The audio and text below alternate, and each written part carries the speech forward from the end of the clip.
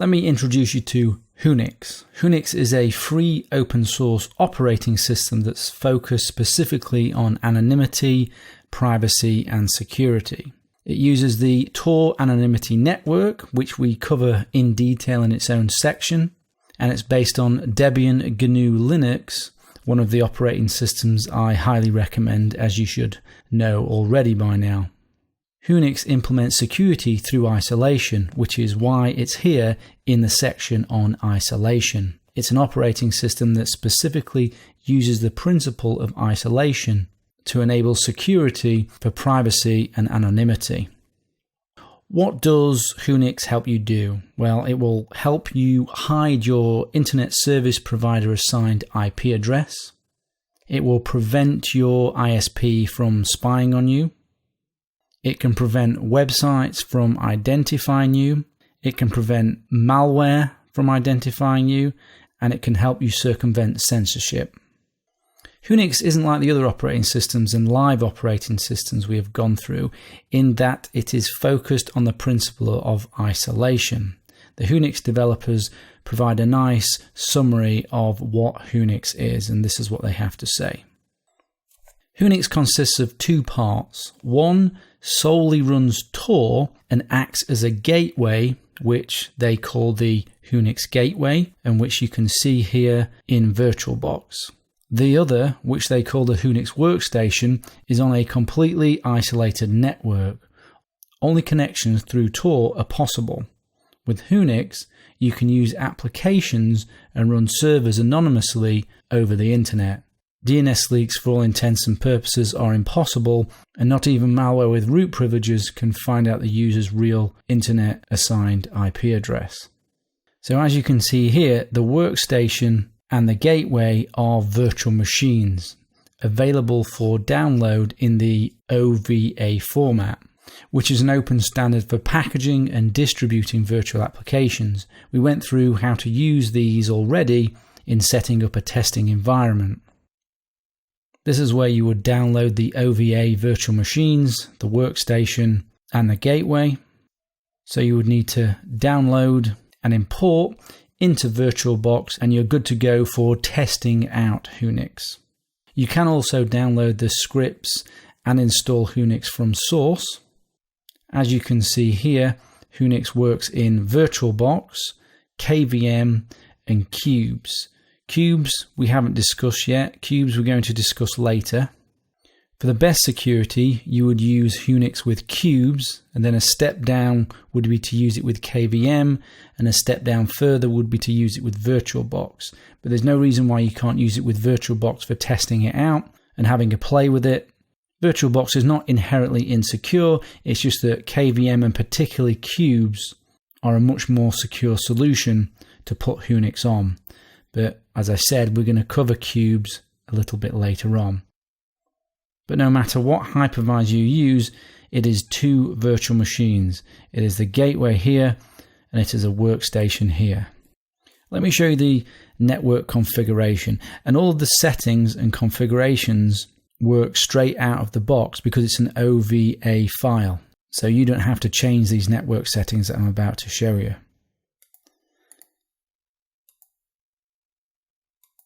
So if you look here, you can see adapter 1 is on NAT, and adapter 2 is on internal network, and the network name is Whonix. So two network adapters. This one is going onto my local network and therefore will go to the internet because it's assigned DHCP from my router and firewall. And then here is the internal network that it's created called the Whonix network. There is no other network. Now, if we go to the workstation, look at its network settings, and you can see its network adapter is set to be on the Whonix network, the internal network. So the workstation is only connected to the gateway. It is not connected to my local LAN in any way. So as the Whonix gateway name suggests, the gateway is a gateway for the workstation. So let me start the gateway and show you what this looks like. The gateway has to be started first because that creates the Tor connection.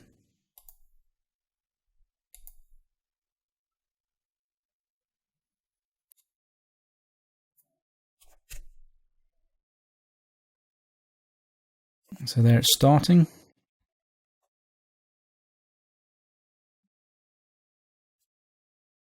And this is a KDE desktop, and it starts to do its initial checks. I'll start the workstation.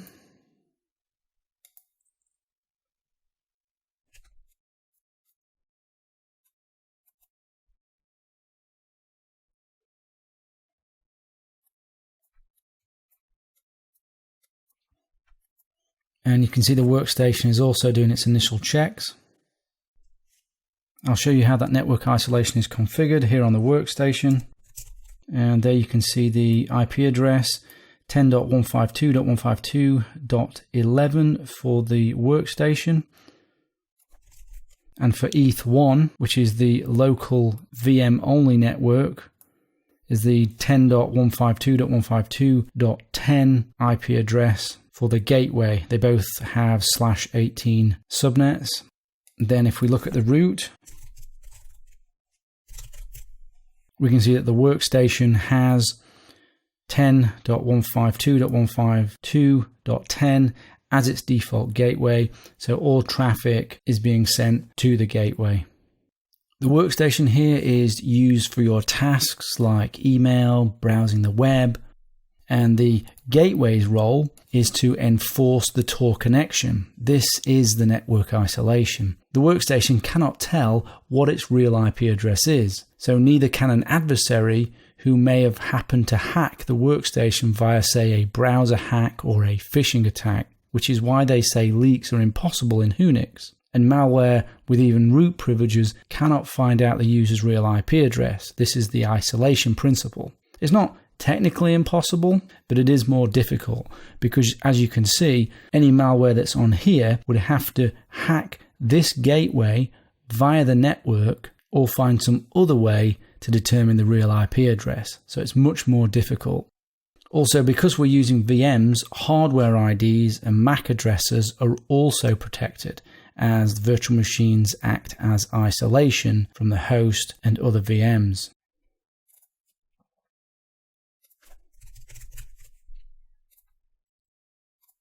So there you are, you can see browsing the web using Tor.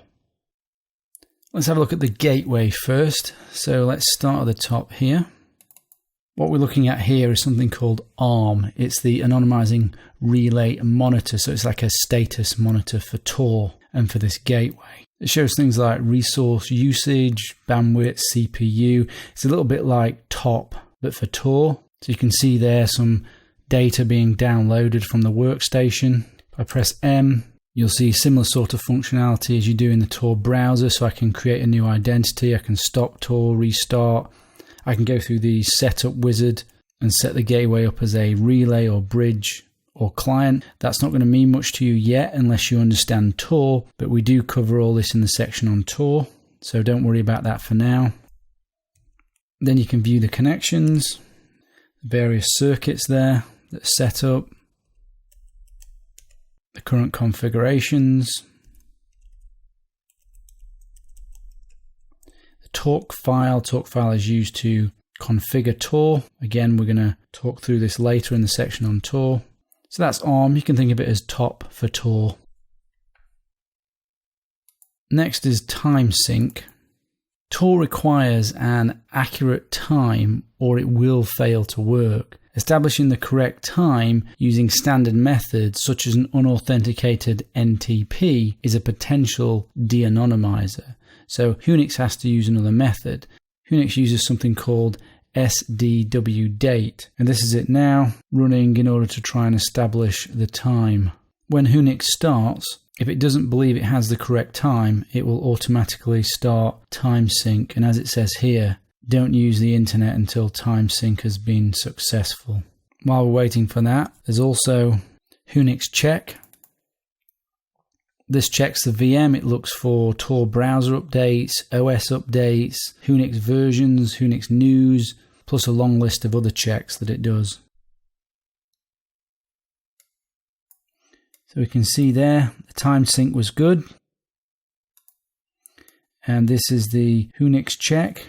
And you can see here, this is warning me that you need to do an apt-get update and an apt-get dist upgrade in order to get the latest packages from Debian and Whonix. That check happens every time you start the virtual machines. You can make configurations to the torque file using this link here.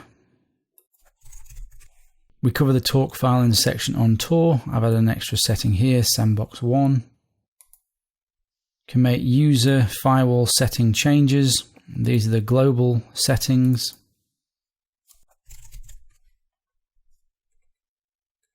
And this is where a lot of the gateway's configuration is, as to what it does, whether it's a transparent proxy, on what port, and so on. One of the best things about Whonix is the Whonix gateway itself. Any VM, not just a Whonix workstation, as long as it's configured correctly, could use the Whonix gateway to take advantage of its security features and the Torification of that internet connection. In fact, you don't technically have to be a VM either. If the gateway is configured in a certain way, a physical machine could also use the gateway. If you want to connect your own workstation to the Whonix gateway, then you will need to connect it to the Whonix network, as we saw here. Once it's on the Whonix network, it needs to have the right IP addresses set up. You can use the IP address of the workstation if you're not using the workstation, 10.152.152.11, but I believe you can use any IP address that's in that subnet. So for example, I've got a workstation with .50.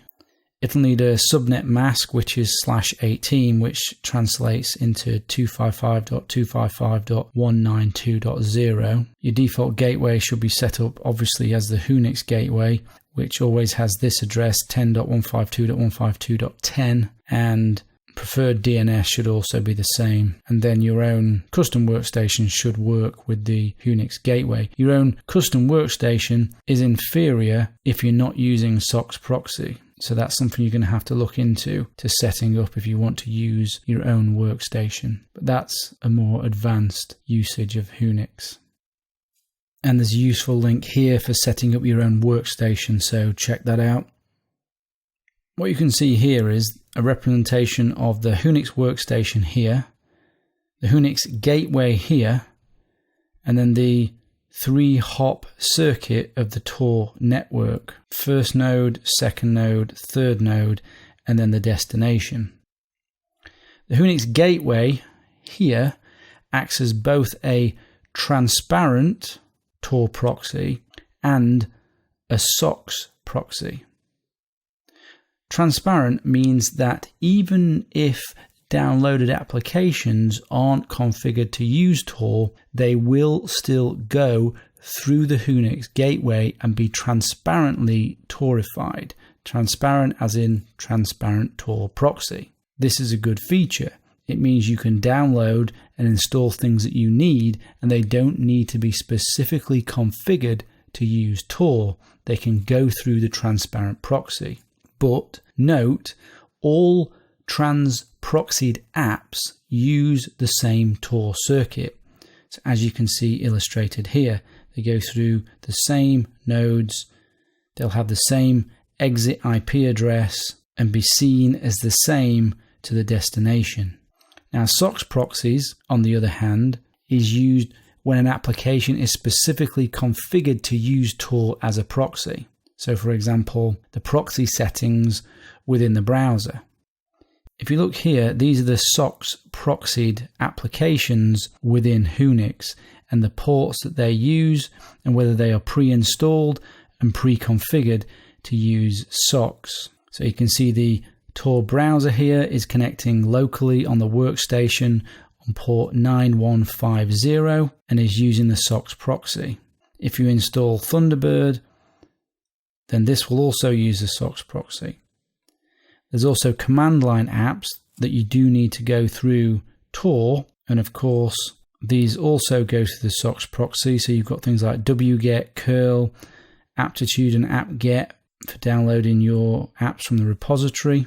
So plenty of pre-configured applications to use a SOX proxy. And that's good because using the SOX proxy is better for security because it provides what is called stream isolation, i.e. each application uses a different Tor circuit as illustrated here. So you can see this one's going that way, this one's going that way, this one's going that way. Therefore, each application going through the SOX proxy potentially has a different IP address. Not always. They may have a different circuit, but their exit node may be the same. Even so, this protects against identity correlation attacks because of Tor circuit sharing.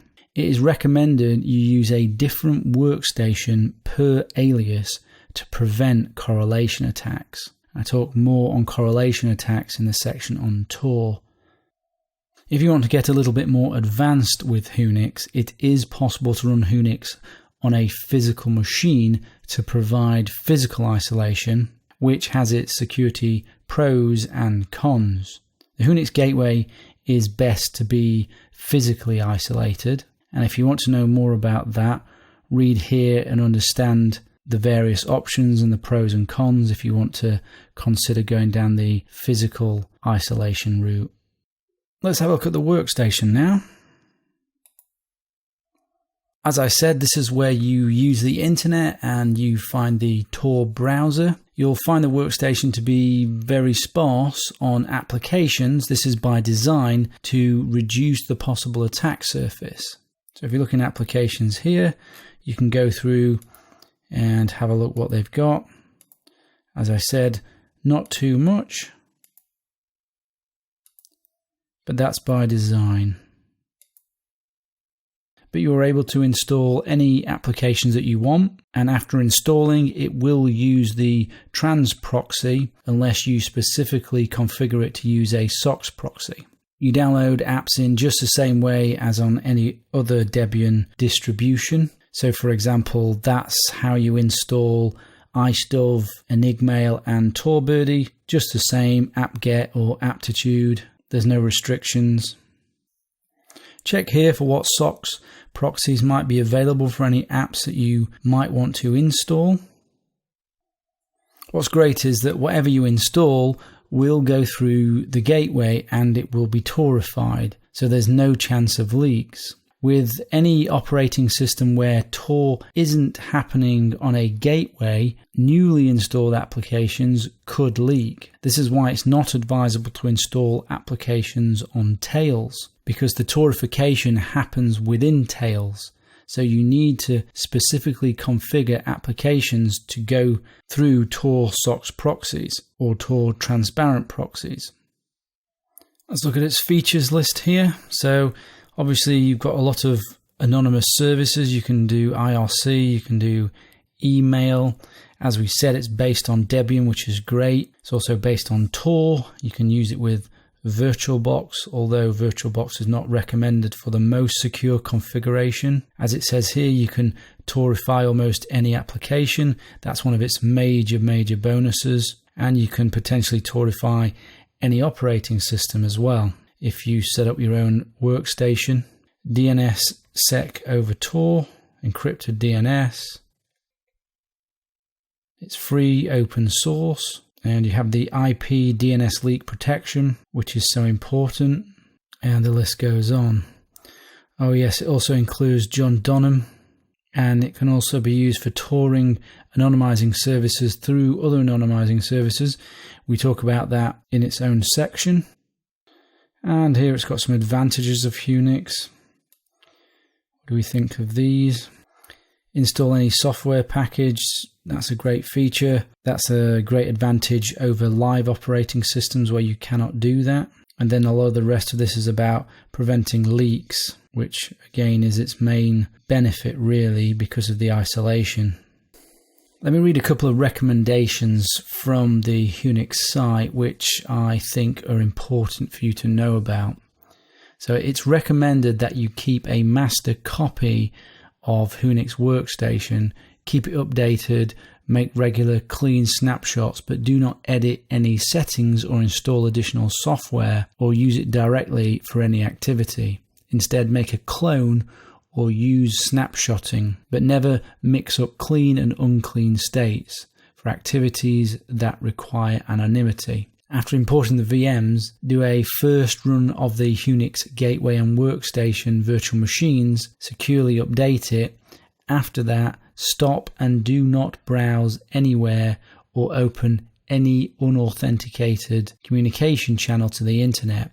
Shut down the virtual machines and create snapshots of their clean state before browsing or initiating any connections with the outside world. Note, the only exception to this is running apt, which has a guaranteed way of securely downloading and verifying packages. So some important steps there that you should follow.